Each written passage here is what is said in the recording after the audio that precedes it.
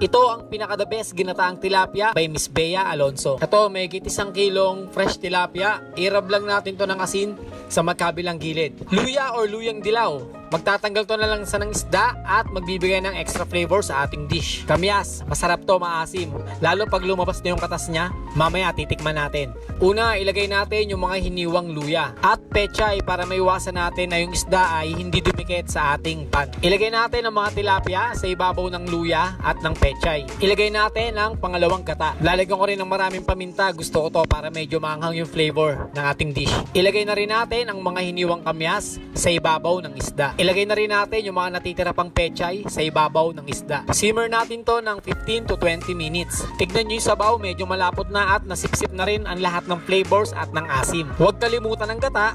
Ito talaga ang magpapasarap kasi ito ang secret ingredient sa lahat ng to. At very important step, huwag nyo nang tatakpan, no? Para hindi magbubo kasi ang gusto talaga natin is medyo creamy na maasim. Simmer pa ulit natin ng 15 to 20 minutes. Finished product. Mabango lahat, kamyas, isda, luya at gata. At ito na mga kabos, ang secret recipe ng ginataang tilapia. Mapapawaw ka na lang talaga. Kung gusto ninyo ng mga update sa aking vlog, i-follow nyo ako. Salamat sa inyong pagsubaybay mga kabos. Please like and share. Thank you for watching and see you on my next video.